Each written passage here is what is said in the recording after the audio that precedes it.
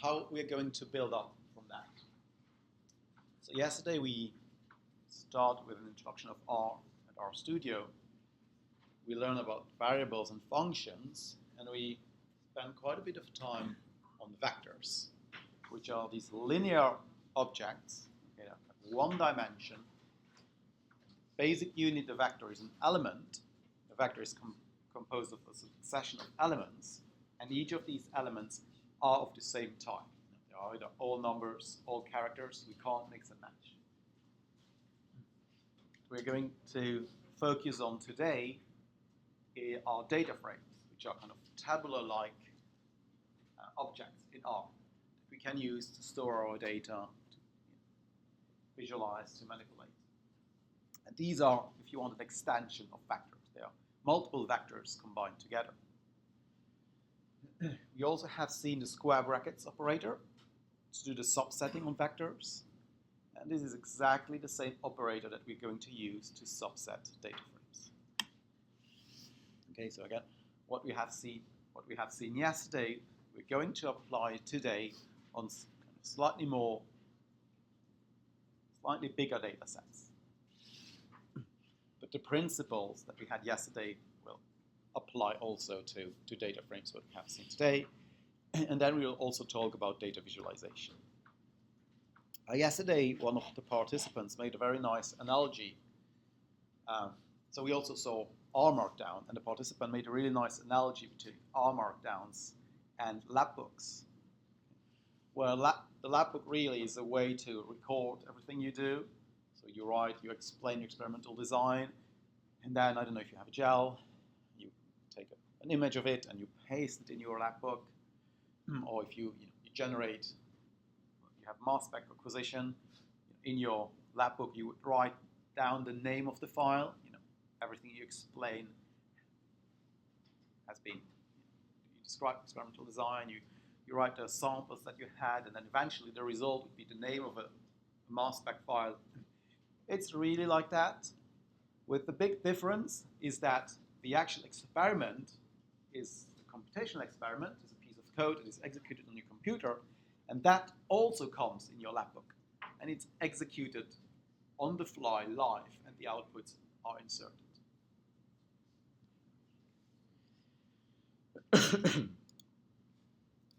So normally, if you reopen RStudio, maybe you haven't closed it, you should still be working within the project that you created yesterday.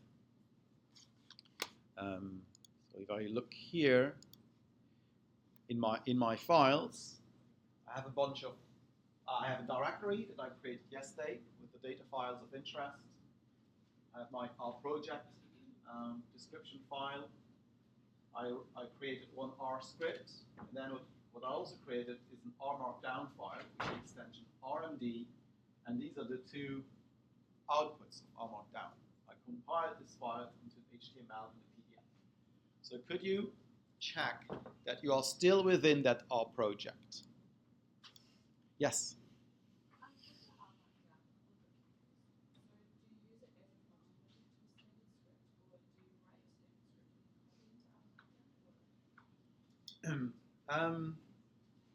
So this will depend on what you want to do.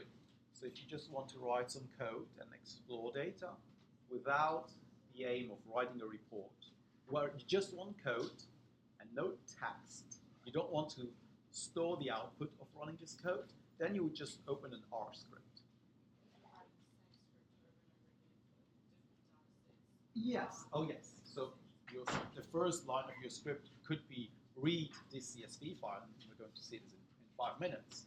And then you could just take that file, take that script, replace the file name of the CSV file with a new CSV file, and then you would rerun it. And then in that script, you would generate figures and store these figures in PNG or PDF files. You would calculate results, write these in another CSV file, for example. So and the script is really, you just rerun it, the code gets executed, and it might create other files, or it might not, it depends on your script.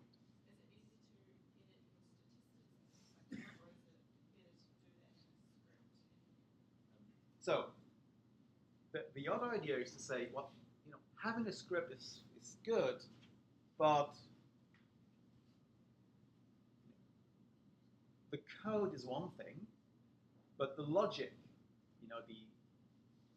the thinking behind the code is actually more important. And so there, one way would be to say, well, here's my script, and I'm going to include comment lines to explain not exactly what I do, but why I do things.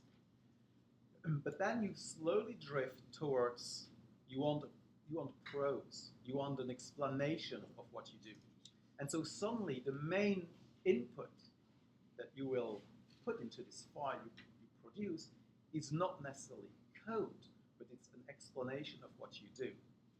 And then, if that's your goal, then I would advise to go immediately for an R markdown.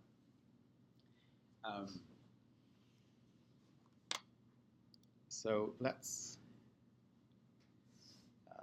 create a new R markdown file here, and I will just call it day2.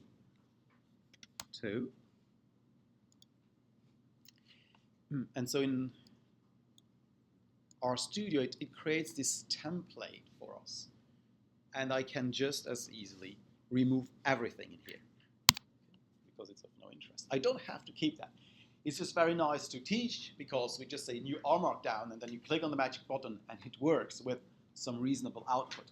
But we don't need this. An R markdown file is a plain text file that contains markdown and R together. So, for example, let's say that my main title would be here, Day 2, Data Exploration and Visualization. So I want to start taking notes of today. But my main input will be text. It's explaining what I do. And then at some point, I will want to include R code. Did anyone leave a phone in the women's bathroom?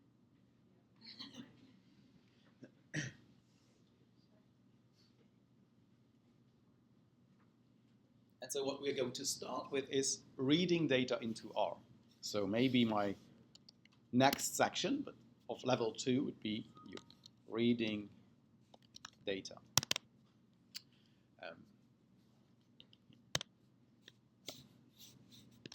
There is nothing to be analyzed without data. Okay. So I kind of explain my problem, and then at some point, I will need some R code.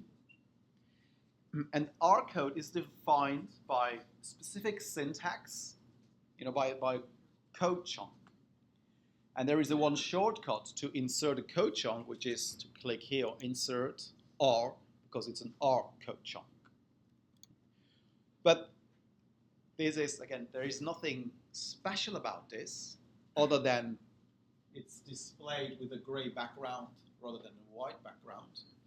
But the code chunk is defined by 1, 2, 3 backticks, curly brackets R, because it's an R chunk, and then I close the R chunk with 1, 2, 3 backticks again. So I can spell it out myself, or I can use the button to insert shortcut. And now, inside this code chunk, I start to write R code. If at some point I need functionality that is in a package, I would need to say, to load my package, assuming it's ggplot that we're going to use later. And now, from here on, in my R markdown, I can use any functionality from ggplot2. I could not use any functionality of ggplot2 before this, because I haven't loaded my package. Eventually, at the very end of my report, I would have session information. And here I would have a code chunk at the very end that provides a summary of my R version and all the packages that I used, provided by the session info. So a good piece of advice would be to say, at the very end of my report, I will always have a section that says session info.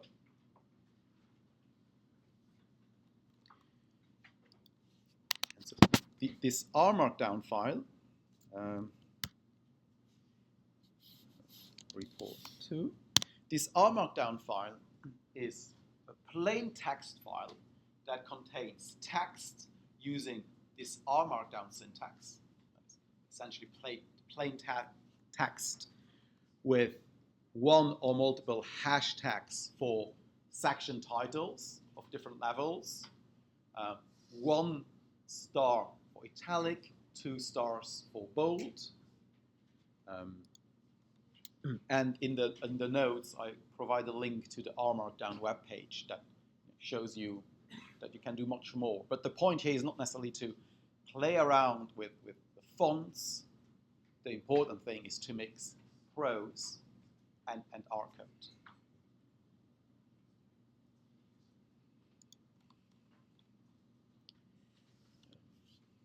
I think I wanted to say something else. Oh, yeah.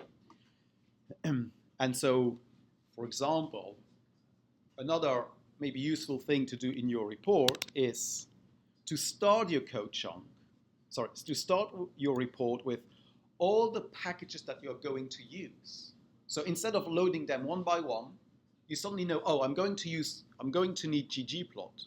So instead of having this code chunk kind of randomly in your report that loads the package that you need, you would say library ggplot2, and maybe as an explanation, here I prepare my working environment and load.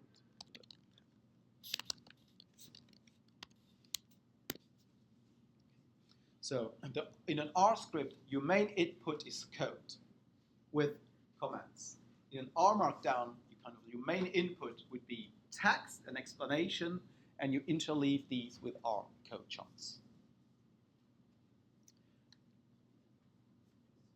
And which one you use really depends what you're aiming for. If it's a report, then it's definitely marked down. If it's just writing R code, there is no need to have R markdown. Now, you could use an R markdown file just to write code when you have one code chunk, one huge code chunk, and you write all your code in there. But generally, when you write R markdown, you would rather want to have multiple shorter code chunks with explanation in between.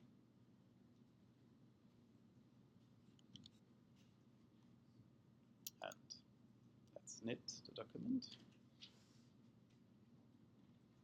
And here, so currently, so far it's very short, but I could slowly, and if this is my starting report for my proteomics data analysis, okay, reading data, and then I could have another section for QC, another section for differential analysis, maybe another section for correlation, and build my report slowly, piece by piece or section by section.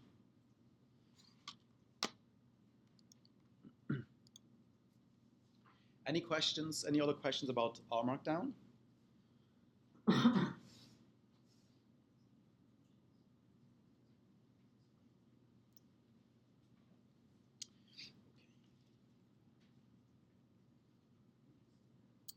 So normally in your data directory here, you should have a file that's called iprg example run summary.csv. And this is the file that we're going to use today. And later today or tomorrow, we'll also make use of this file. So this file is a summary of this iprg study that Olga described yesterday. And this data was processed with Skyline and then further summarized into protein intensities using MS Stats. And the CSV was produced, and there's a CSV that we are going to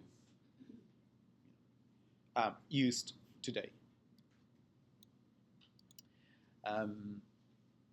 So the data analysis will always start by reading the table into R to create what is called the data frame. So if you have your data in an Excel file, what you typically would do, you have two solutions. One would be to export that Excel file into a CSV, and there you would export a single of your spreadsheet. So if you have 10 of these and you need the information in these 10 different sheets, you would generate 10 different CSV files. And that these CSV files would then be read into R. Now it is also possible to read data from an Excel file with a package called read Excel, I think. Let me double check my computer. Yeah. Read Excel is the name of the package, and the function would be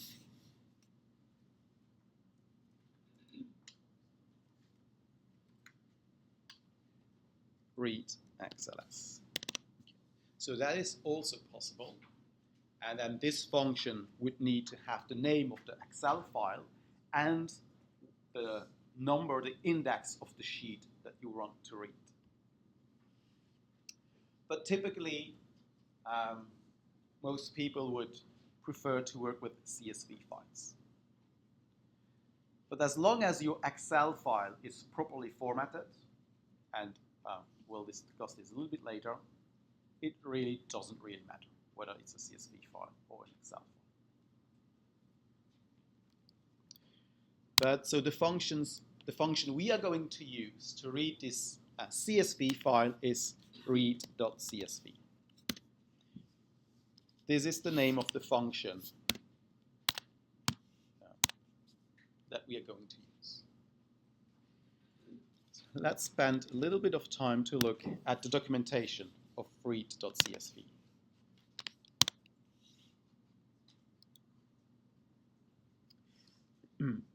Read.csv is actually a specialized function of the more generic function called read.table.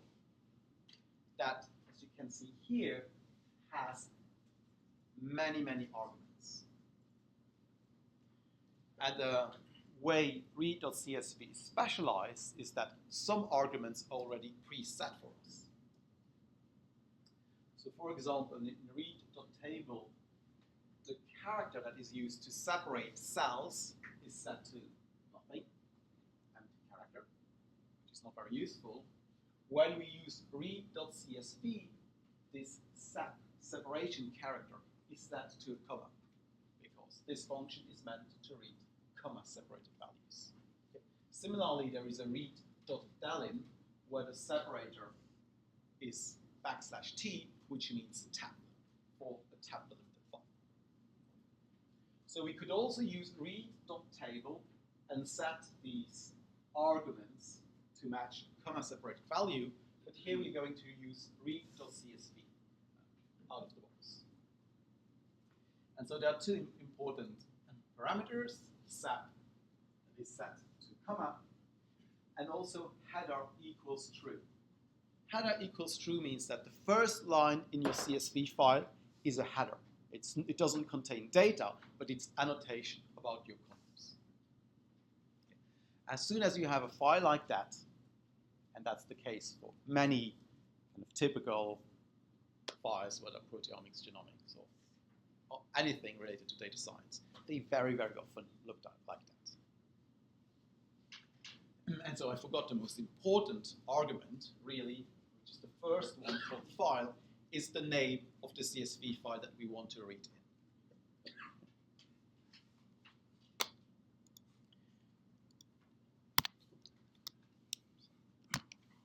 So here I have to set the name of the file I want to read in. Now, if I type get wd, which stands for get working directory, I should get as output the directory of my R project.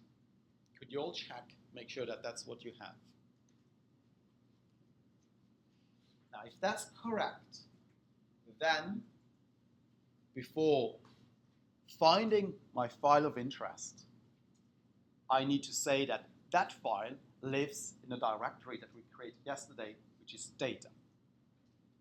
So if I were to type IP and so on, the name of the, which is, okay, and so on, .csv, this would not work because that file name does not live in my working directory, which is the directory where R currently would be looking for a file. I need to say, first go into my data directory, and in here, I can now use tab completion to find a file of interest, which is this one, enter.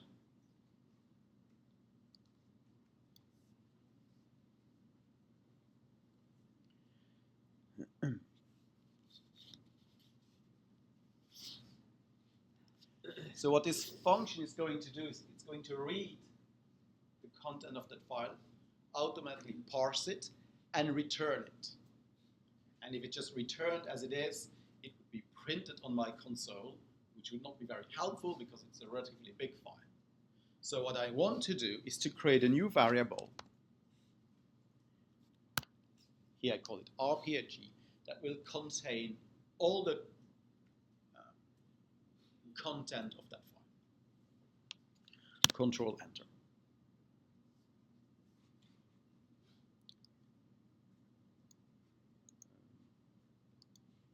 Just going to remove here. So this line of code created a new variable, iprg, inside my workspace, which is the equivalent of what is contained in this CSV file. So I probably have said it, although not explicitly, what class, what type of thing, of computational object is this iprg? And if I don't know, how could I find out? That's something that we saw yesterday. What function can I use to know what type of object or variable I have? Class, perfect. So what is iprg? What's a data frame?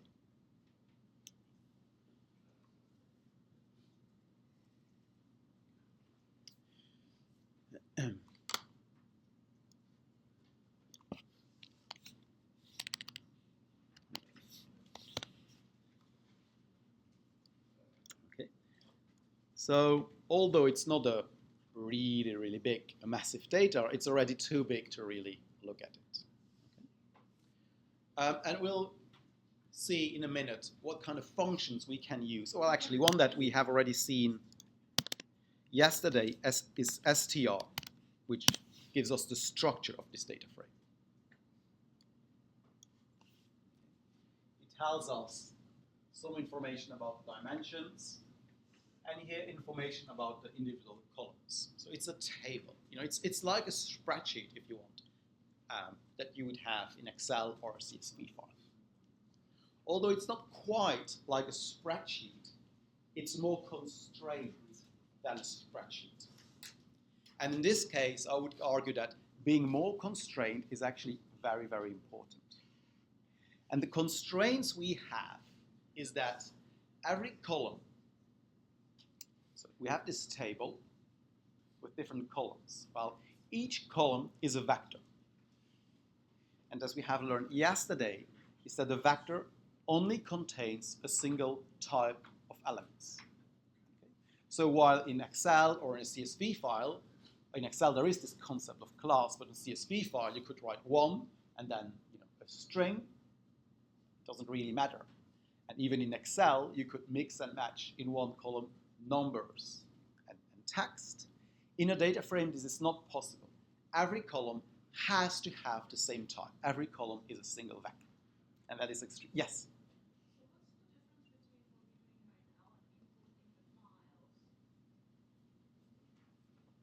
So, import dataset from CSV, it is exactly the same. The only thing is that RStudio provides the clicking, the wizard, but under the hood, it will call read.csv. It's exactly the same. Actually, I would claim that there is one major difference, is that if you want to write an R markdown, you want to write a script that you can generate for different data sets, then you want to know what r.csv does and how to use it. You will not be able to achieve any automation if you need to click in a file, new data set, and so on. That's good for a one-off, but really under the hood is the read.csv file, and that's the one that you can use in your R markdown file to automatically generate a report. Otherwise, it is the same functionality.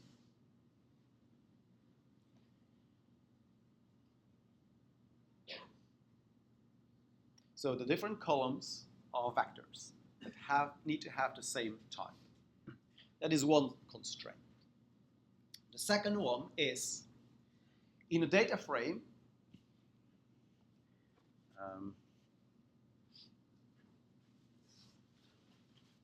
if this is my data frame with my rows and my columns, my data frame has to be a rectangle or square. Or it could be like this if I have more columns than rows. But I am not allowed to have one row that is slightly longer or one column that is slightly longer, which we could have in an Excel file. We could add some information at the very bottom or the right, or just have a little bit of annotation somewhere in my spreadsheet and just know that my data is here, but my spreadsheet is much bigger, and so I'll just add kind of random information here and there. That is not allowed in data frames. They have, so every row has to have the same kind of length. Every column is a vector, and all these vectors must have the same length too. Now, and this is very important because there is a convention that in a data frame, each column encodes or represents a variable of interest. And every row represents an observation for which we have measured all these variables. And so it is not possible to have a little bit of extra information in one column, because suddenly the last row would not be a consistent observation, because we are missing lots of information. Same thing, we can't just have one observation, one protein that has some additional information at the end. So these constraints, it must be a rectangle, and each column needs the same type, is actually something really important, because it tells us that whenever I extract one column, I know that this column contains the same piece of information, consistent recording of the same variable for all my observations. And I also know that whatever row I extract, let's say it's different rows of proteins, whatever row I extract, I know that I have consistent information for these different proteins. And that is an essential expectation that we have in our data. We cannot randomly grab information in a big data file, whether it comes from a CSV file or database or whatever, and have to figure out, what do I have here? I need to have this consistency that if I iterate, I have different columns. These different columns contain different variables for the same data set. My different rows are always observations. So yes. There can't be blank values or missing ones? Oh yes, you can have missing values. They would have an NA, yes. Without that it will mess up, right? Pardon? So if you don't put NAs and then try to read the file, it will. So there will be an NA. If there is nothing in your CSV file, when you read it, I will put NAs for you. But if I have, protein 5, and let's say I have, 5 variables. Protein 10, 5 variables, but the first one is NA. I know that this is a missing value for the first variable. So this consistency is absolutely crucial.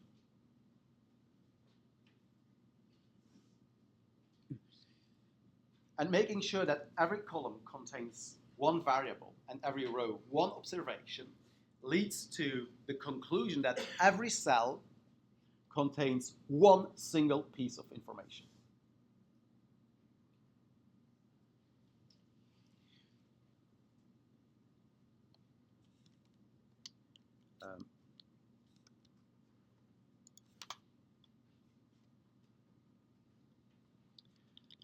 So, for example,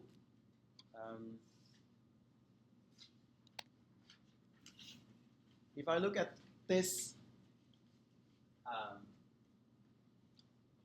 example data set, where here I only have listed 5 columns and 2 rows, is strictly speaking does not conform to that definition of data, which, by the way, is called a tidy data. Tidy data is a data where along the rows I have only observations, and along the columns I have different variables. And the reason why, strictly speaking, it's not a tidy data, it's because here I have protein intensities, and here I have protein intensities. So another way to represent that data would be to take all the protein intensities in one column. So instead of having a wide representation of my data, I would have a long representation of my data. But then I would need a different column that says, so these are for the mass spec file names. And we need to have another column that says first file, first file, and that these come here. I repeat my protein names, and here I would have second file, second file, second file. So there are different ways to encode data. There is the wide format, and there is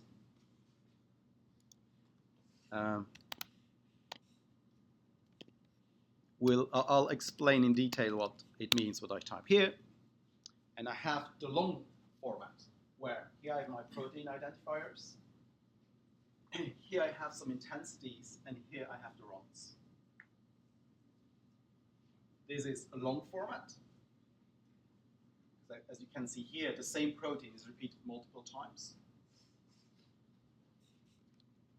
Or I have the wide format, where I have protein that is listed only once here, and then I have the intensity in multiple columns. So there are multiple ways to encode the data, and there is probably no right or wrong way, but some data sets or some encodings will be more suitable for one type of analysis, other encodings will be more suitable for another type of analysis. And we'll see an example tomorrow, later on. However, we agree to disagree on which one is better, the wide format or the long format. But we all have to agree that this, for example, is a very, very bad way to encode your data. So this is not proteomics data, it's kind of ecology data where some species were collected and weights, and here we have plot number, plot index of where they were collected. Can somebody tell me why this would be a very, very bad way to encode the data?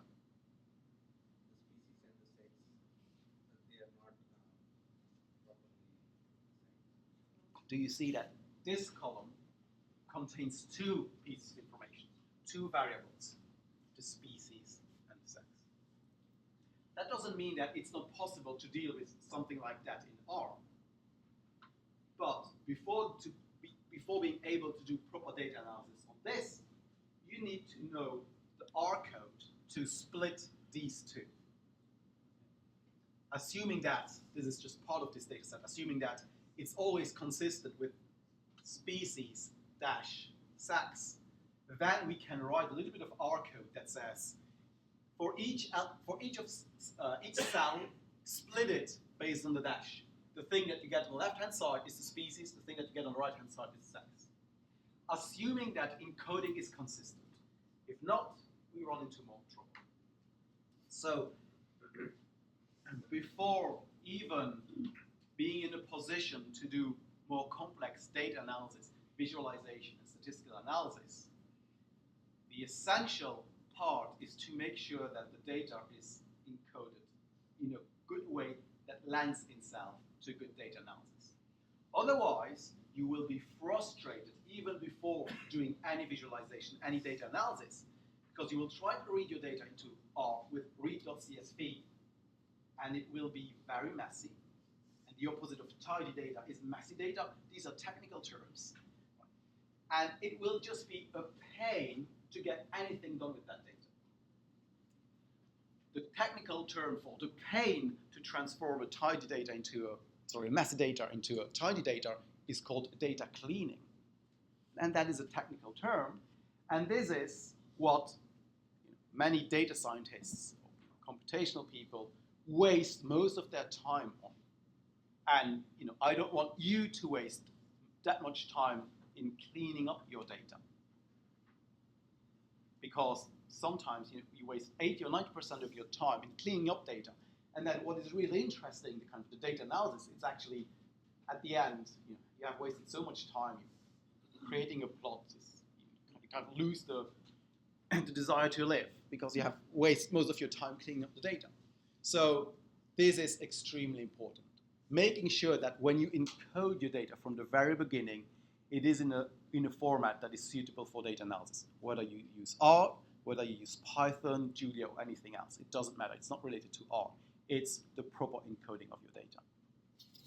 Here is another example that is even worse.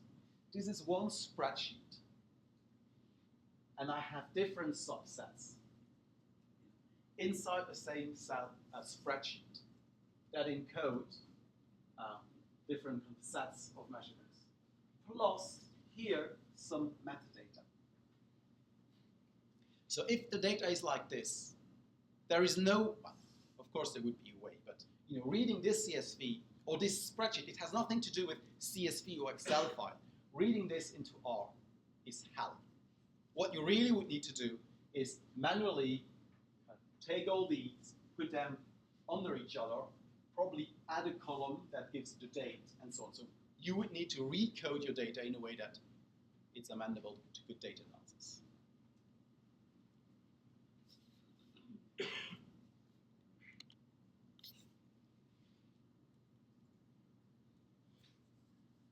Okay.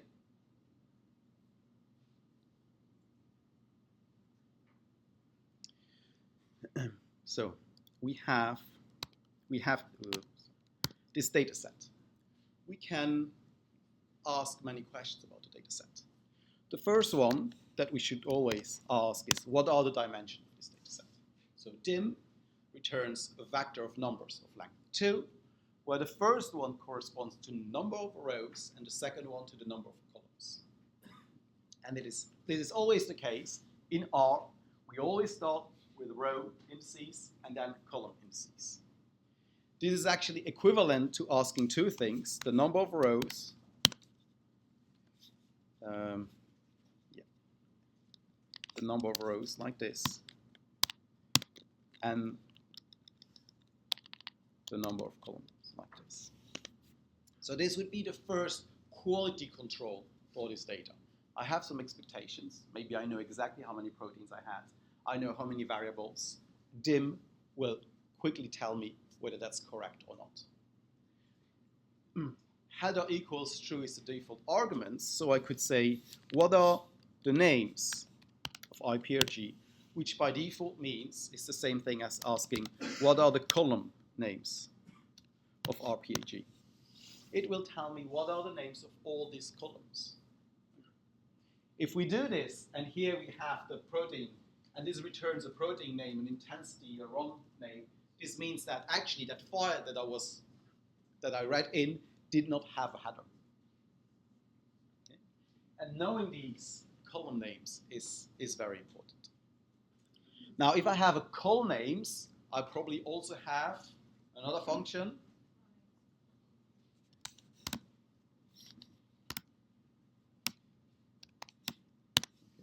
So in this case, the row names are not very useful. They are just the indices of the rows.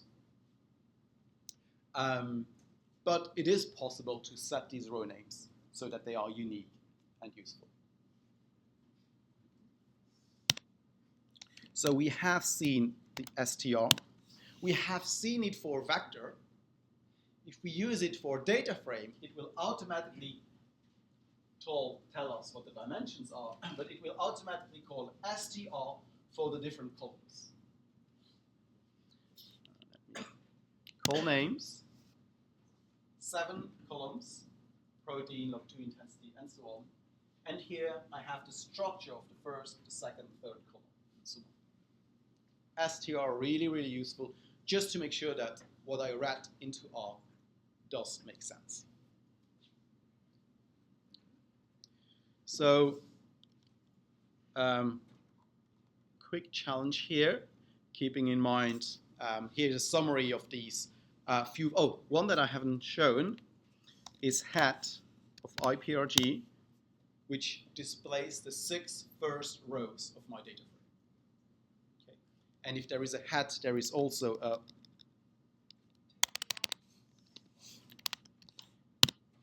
tail that displays the last 6 rows of my data frame.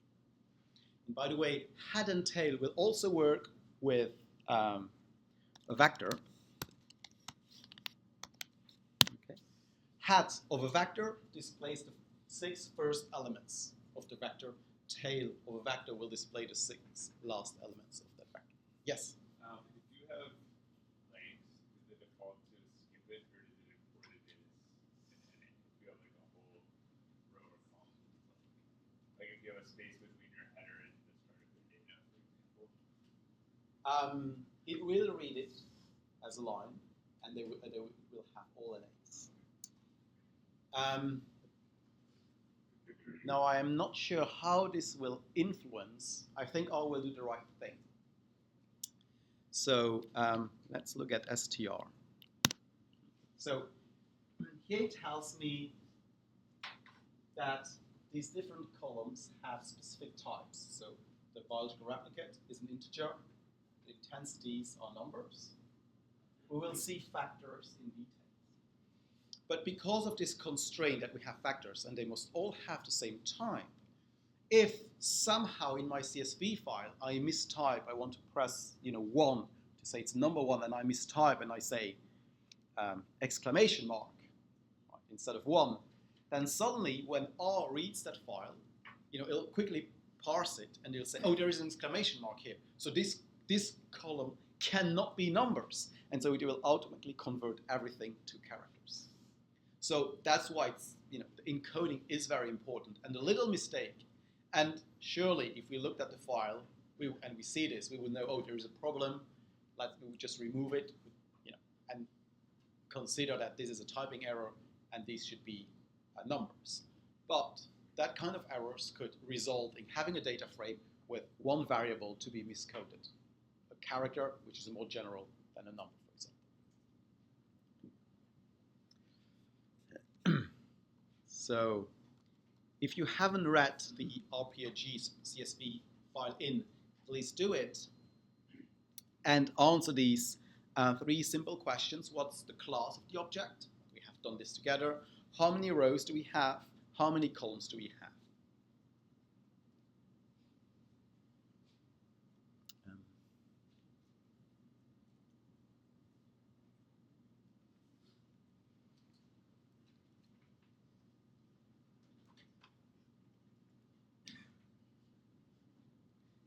And actually, to answer the last question of how many proteins do we have, and you will need something more, because if I look at my hat IPRG, I see that because this is a long format, the same protein is okay. We'll do that later. Let's forget about how many actual proteins. Okay, just let's look at how many rows we have. We will do that exercise later. So when you have done this, maybe you have already done what I was speaking. Could you put your green sticky notes on?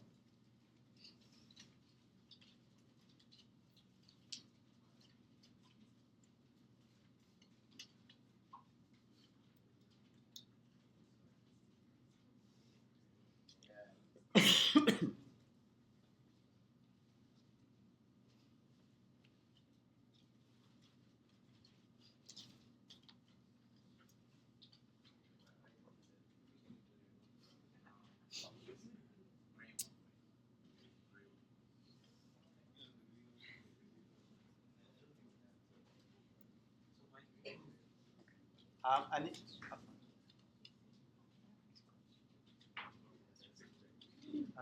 they must be somewhere around.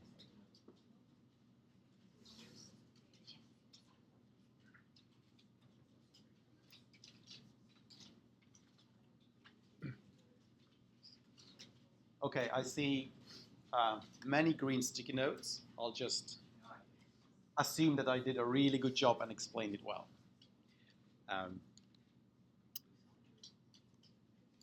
So let's move on to the indexing and subsetting. I'm quickly going to create here if I say letters, which is this variable, this vector that we saw. And we learned yesterday that to do the subsetting, we can use the square bracket operator. So if I want to have the fourth letter, I would type it like this. Now, a vector has a length. It's a one-dimensional object. Data frames have two dimensions. They have rows. In R, we always start with the rows. And they have columns. So 2 dimensions. So we will still use our square bracket operator, but we will need to separate the 2 dimensions with a comma. Before the comma, it's the subsetting along the rows, along the observations, and after the comma, it's the subsetting along the variables or the columns. Other than that, it's the same principles that we learned yesterday.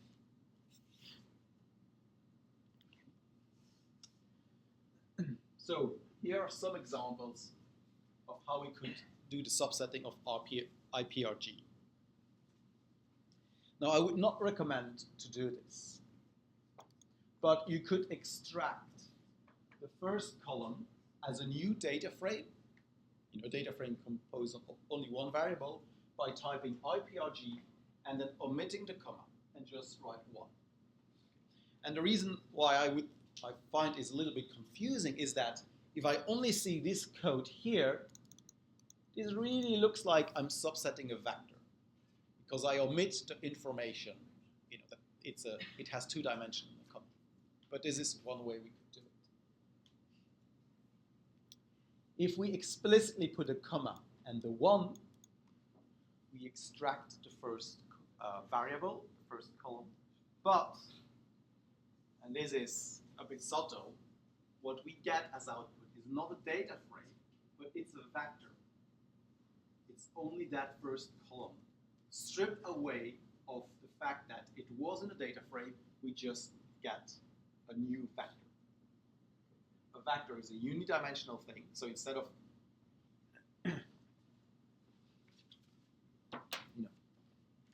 my first syntax would return a data frame. So instead of having a data frame with 2 columns, I get a data frame with 1 column.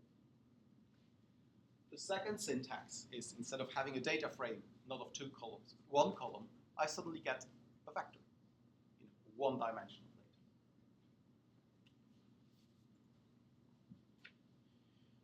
data. If I want to extract one single element, the very first cell of the first row and first column, I specify the indices of interest within my square bracket operator with a comma.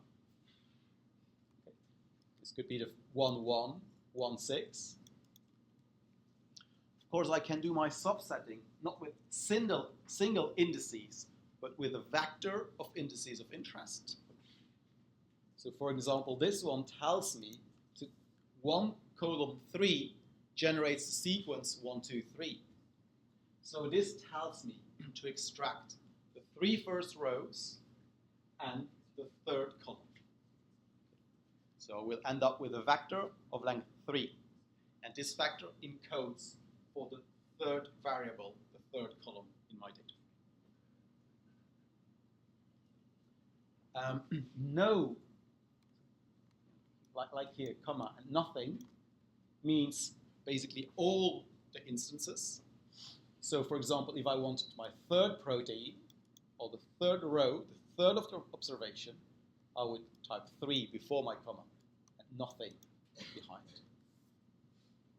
Or if I was interested just the 6 first rows, I could type IPFG 1 column 6, which is actually equivalent to calling hat.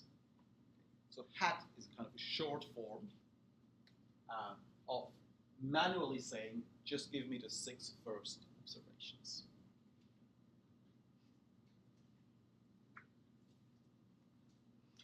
So this is subsetting with positive integers.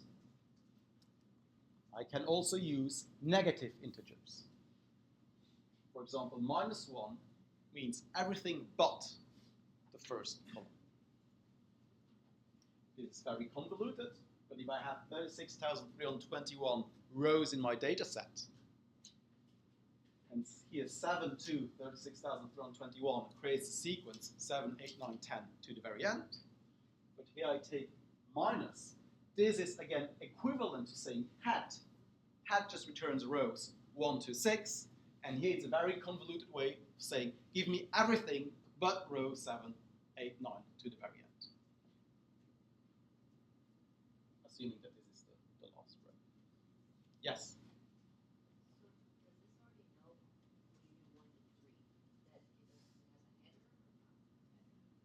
That's a very good question. So the header is not part of your data, it's just annotation. So 1 will not be your header, it will be your first observation in your data. The header is something you get. So let's try. Okay. 1 is my first observation. It's this protein with that log intensity measured from this file, this condition, and so on. The header is something that I can extract with names. So in R, they are clearly separated, the header and the observations. There is no way to mix up. In the CSV file or in Excel is kind of a manual convention that the first one is not data.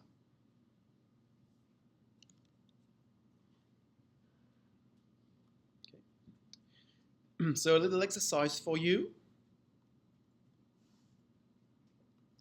that asks you to do multiple subsettings, extract the 200th observation in the data,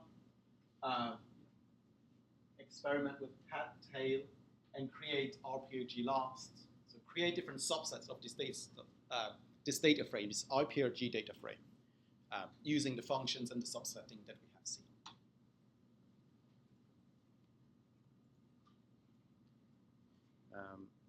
Yeah, 4 points.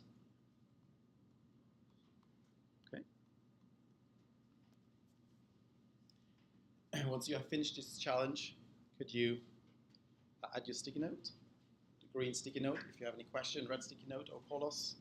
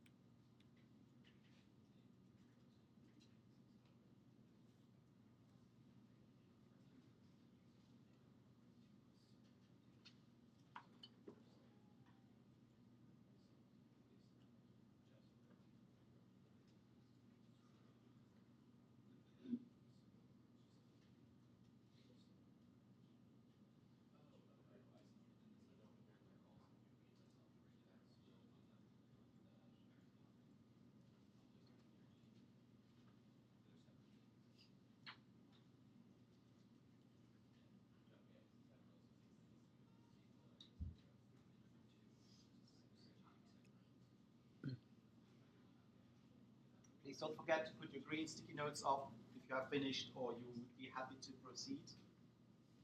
Yes?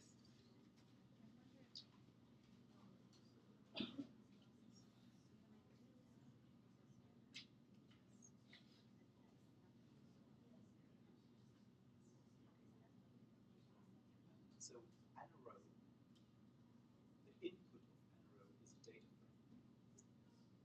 The question is, how many rows do you have? So for example, here when you say n row of nothing, it says, no, you can't just say n row of nothing. You can't give n row of a number. Yes.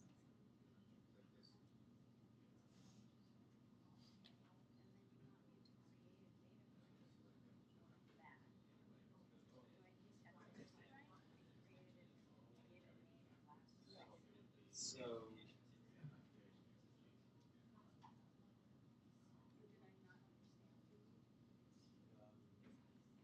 so which question is it? So the first one is, it's the 200th protein. Yes, that I have. Okay. I have that. Yes, that is correct. And this is the last. Yes.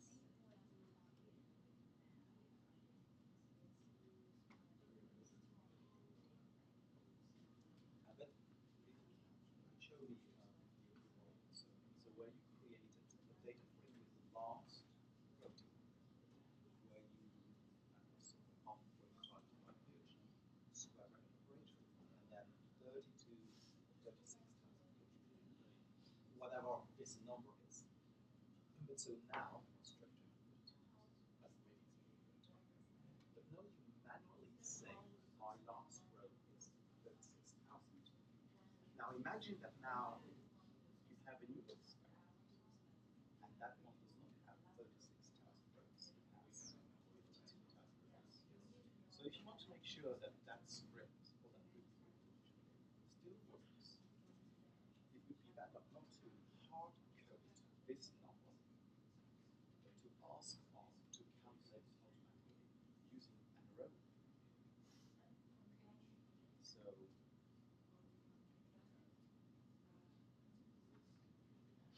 instead of typing this, can you replace the number that you type with a function that will calculate it automatically? And that function is n row.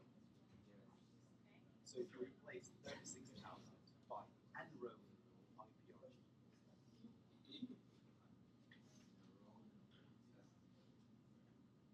it will give you the same result.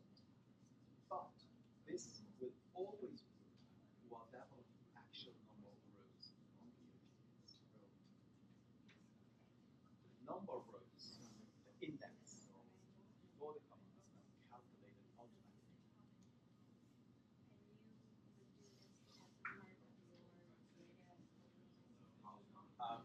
Let's assume. This is, we'll see more better use cases closer to do. But imagine this is some subsetting. And imagine that here what we want is not really the last one, but it's one protein of interest. That's called protein A. And if you know that protein A is the second protein in your data, you could say IPRG but what if suddenly protein A was not the same? So we need ways to make sure that if we are interested in protein 6, there is some code that is going to tell us where it is, what observation it is, and calculate it automatically instead of relying on us looking at it and hard coding these things. A little bit like read.csv, we could use our studio and say import data, but we want to use read.csv so it works automatically without human intervention. And this is the first simple example that we use to show how R can be used to identify subsets. So another way to do subsetting would be p-value. Let's say I have a variable, a column that has a p-value. I would say, give me all the columns that have a p-value smaller than 0.01. You cannot look at them manually and then type of index myself. I need to write some R code to identify those units and then use that to automatically do the subset. These are some examples. debug the piece of data. But that would be the first introduction. We don't do something manually. We write some code that identifies. Yes.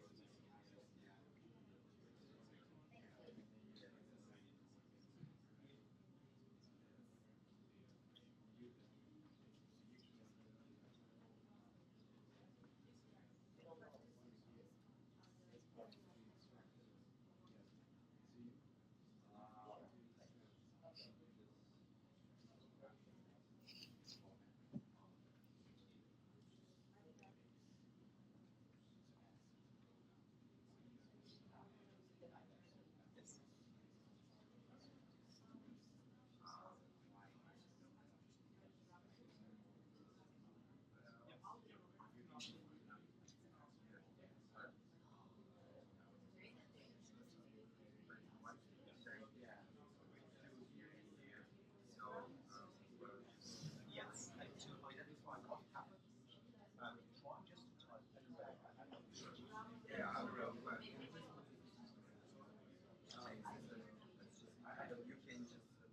So what the answer is going to try to do translate this star code into plain English and wrote these. Give me the number first. But what is not answer? But this is not the data. Then it's the data frame.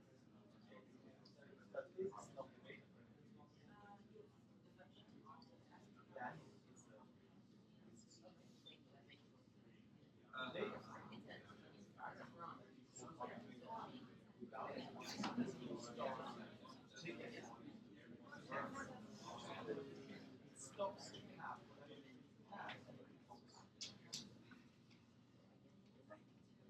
So if you type class and type quote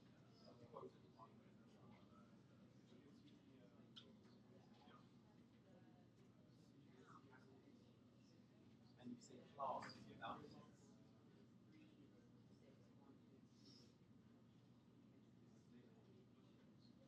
the same thing if you have just one number one, this is number. Quote, it's the letter one. And so the reason it doesn't work here if you take it is you say there was an row of this character. Well, the character doesn't have any rows. So null is something. It's special word. Means it doesn't make sense. It's null. And then now you want to subset data frame and you want to do subsetting of the rows with null.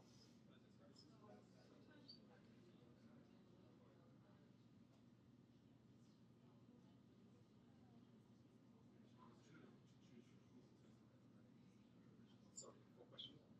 1 to 200. Yes, it doesn't. We'll do it together. If it something. Yes. Yes. Yes. So strictly speaking, you wouldn't do it. Because this means load this package, provide this with name. But because libraries very often there is a special type of load. And even if you don't take it, all the reason here has to be the name.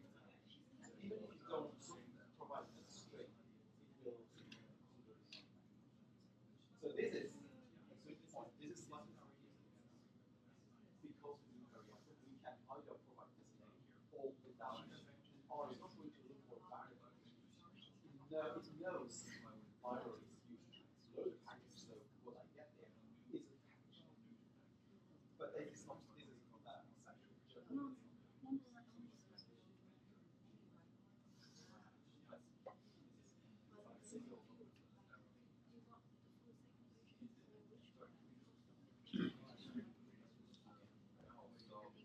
Let's maybe do this all together. And actually, for the content of yesterday, I updated the online material and added the answers to the questions. Now the questions were very simple. I will do the same thing, over lunch. I will add the answers, or tonight, to all the questions that we have today. So the first question was, IPRG, the 200th observation. It's straightforward. I know that I'm interested in the 200th observation. I just type as it is. and it's still a data frame. And to convince myself, IPRG underscore 200. Oops. Okay, class IPRG 200. I still have data. One can never be too cautious. I make sure that I200 is still a data frame, because IPRG 3 is not a data frame. Because here I extract the third column as a vector. So it's always good to check that what you have after some subsetting is really what you meant to have. Just look at it. Call class, call head. It doesn't matter.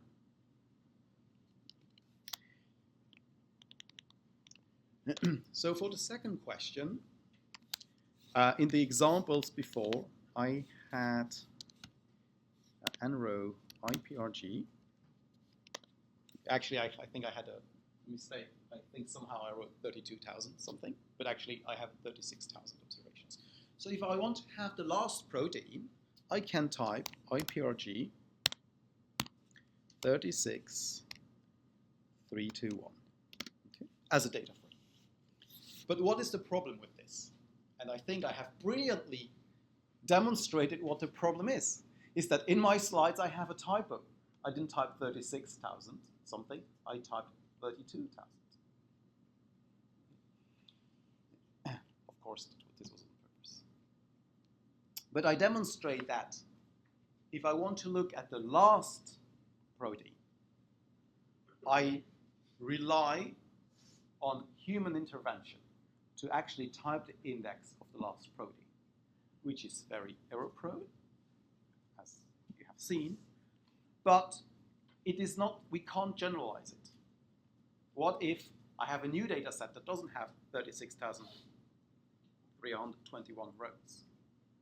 So a way to make this much more general would be to say nrow IPRG. This will always return my last observation. Always, whatever the input is.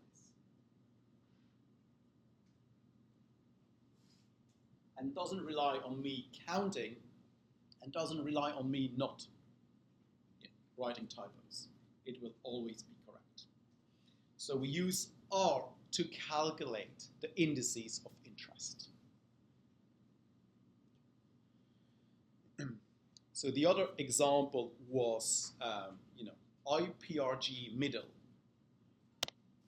whatever middle means. Middle could be, we can't have that index. It must be an integer.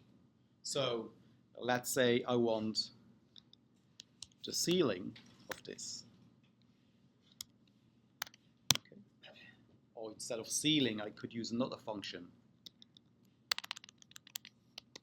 floor. But it's the same point, is that I don't type myself 18,160 or 18,061. I create my index. Let's call the index I. And then I use I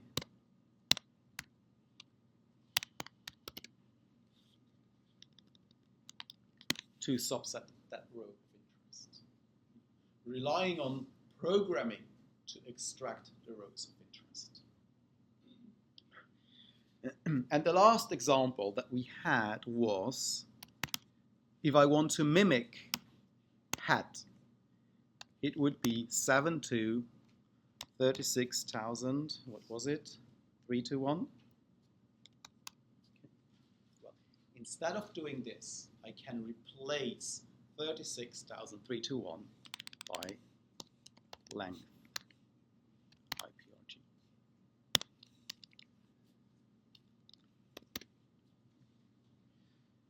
Oh, sorry, let me. So again, this is how we construct, coming back to what we said yesterday, this is how we construct non-trivial R commands. Like thinking, okay, I want 7 to the last. But it's not, I'm not going to type the last one, I'm going to use a function to do it. So, can Yes. you say more about floor and ceiling and Yes. icons? Yes. So the middle would be, the number of rows divided by 2. Now it ends up being 18160.5. So if I want to transform this as an integer, I can either have the ceiling, which is the integer just above this one, or the floor, which is the one just below. Which one we want doesn't really make sense here. It's just a toy example. But it's a way to show you that we can use R functions to calculate the indices of interest. So let's say I use floor. So this gives me the index. So I have 2 possibilities. I can calculate this on the fly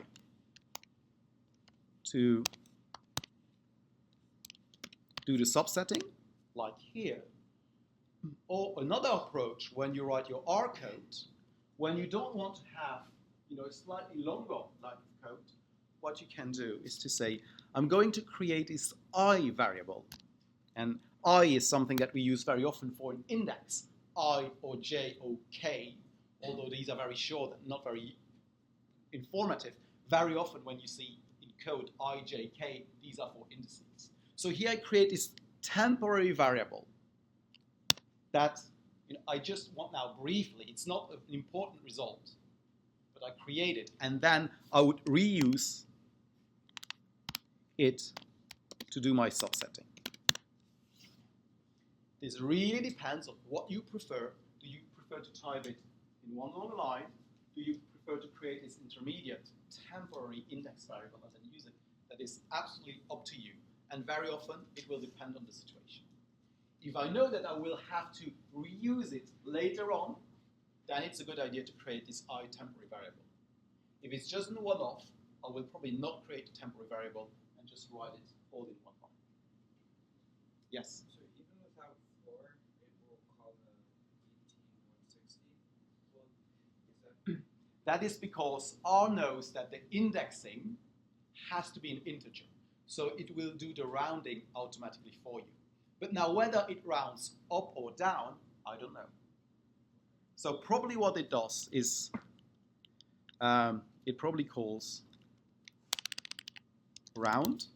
And so rounding something that is 0.5, okay, in this case it's 18160, but I don't know. But I do not want to rely on that assumption. I want to be explicit. I want the upper or the lower integer. So R will very often do things behind the scene to make it easier for us, because we use R interactively a lot. So to avoid us some typing, it makes some assumptions for us.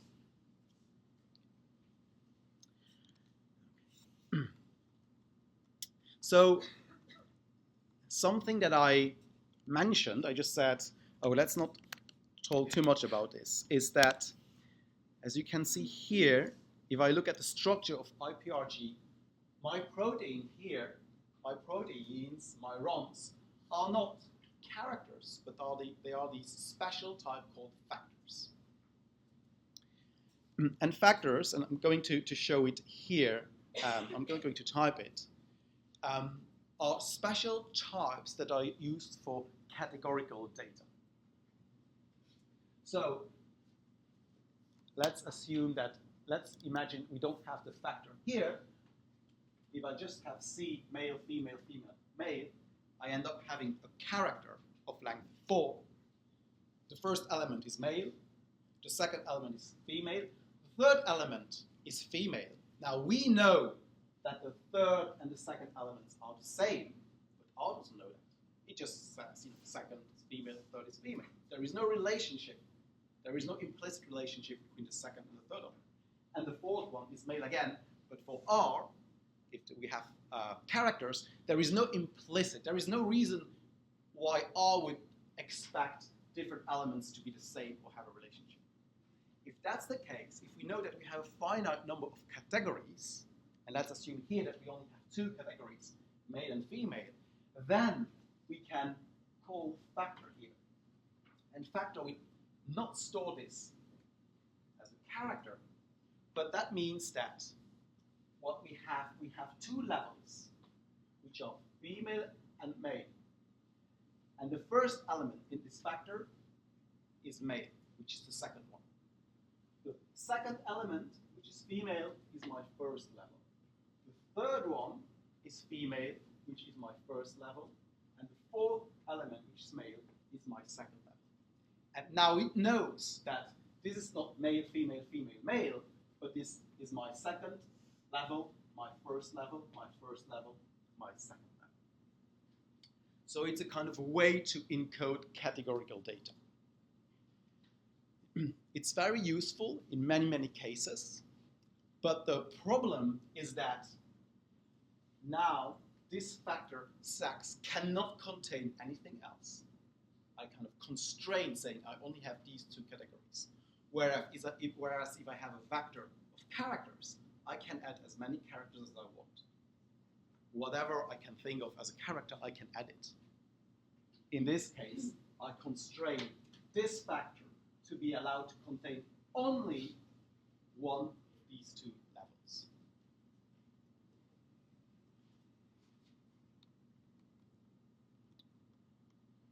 And so here is how it looks like if I display my variable.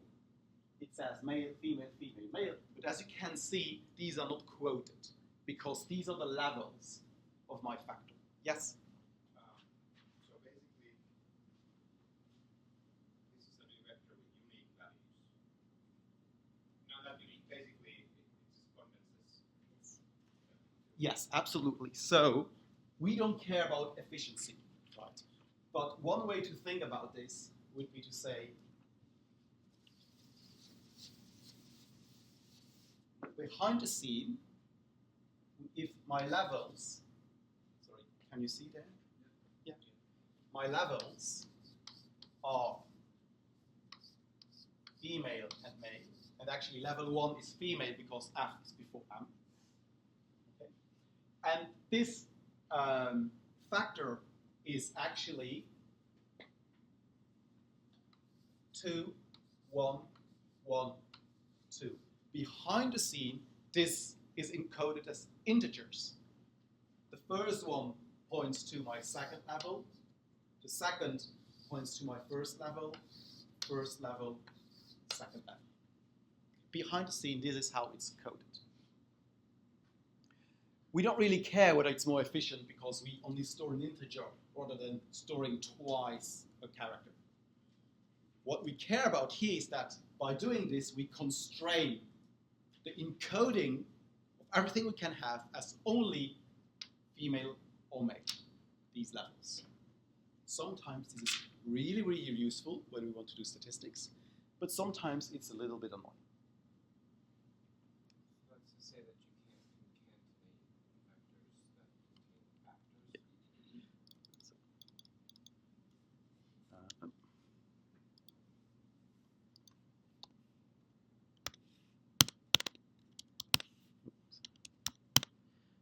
If I want to do,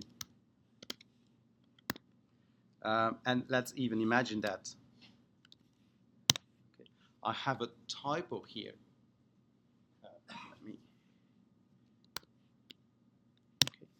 Now look what happened. We know that factors can only contain the same type of information. Sex was a factor, male was a character. Now, this is not possible. So I need to convert one into the other. Strings, characters are the more generic type. So now, this factor is converted to a character. But, and this is where this becomes useful, it's not the levels, but it's the indices that are converted. Okay? So yes, these are constraints, and I need to be really careful how I suddenly try to manipulate these. And so if I wanted to convert this factor into characters, I could use s.character. Okay. And s.character knows, oh, I need to convert whatever I have to a character. Oh, but this is a factor. So I'm not just going to use the indices, but I'm going to replace the indices by the actual levels.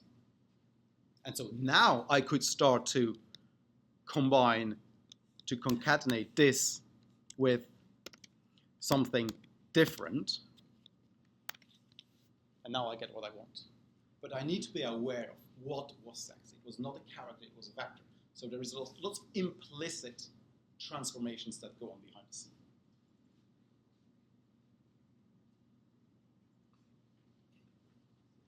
So coming back to str iprg, do we want protein to be a factor or a character? Do we want condition to be a factor or a character? This will very much depend on what kind of data do we have. So there is another argument, and let's say that more often than not, we will not want to have this implicit conversion from characters into factors when we use read.csv. And if we don't want to have this, we can add strings as factors equals false to read.csv. Okay. Read.csv,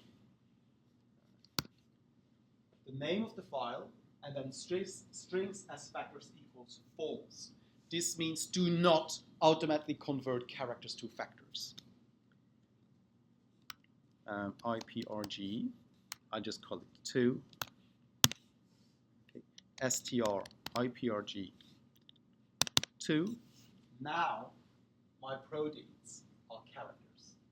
My conditions are characters and not factors. It is important to know because sometimes you don't want factors. Sometimes they're really useful. This will depend. The strings as factors will define the behavior of read.csv.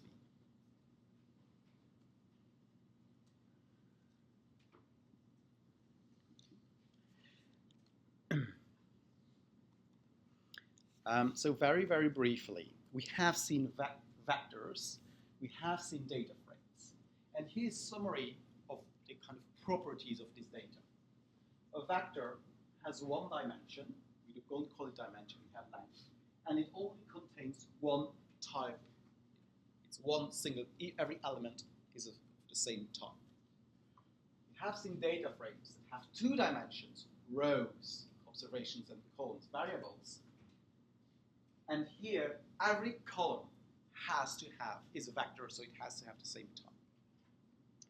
There are other generalizations of these that we are not going to look into details, but one would be a matrix, which has two dimensions like a data frame, but all elements of this matrix must be the same, all numbers, all characters. Okay? So it's kind of a generalization of a vector to a matrix. Okay? We can further generalize this to an array that would have any number of dimensions. It could be a cube if it has 3 dimensions, but only one and only one number of times. Okay? And we could have a list which it has 1 dimension, but every element can contain whatever we want. Other lists, matrices, data frame. So 1 dimension, a length, just like the vector, but every element is completely independent. So we will be focusing on data frames for the rest of the course, but I thought it would be interesting to name the other types of data that we can have. Okay. So I think it's 10:30. We're supposed to break now. So let's have a break, and then we'll finish the section on data exploration with mainly exercises. Okay. And then we'll move on to visualization. Thank you.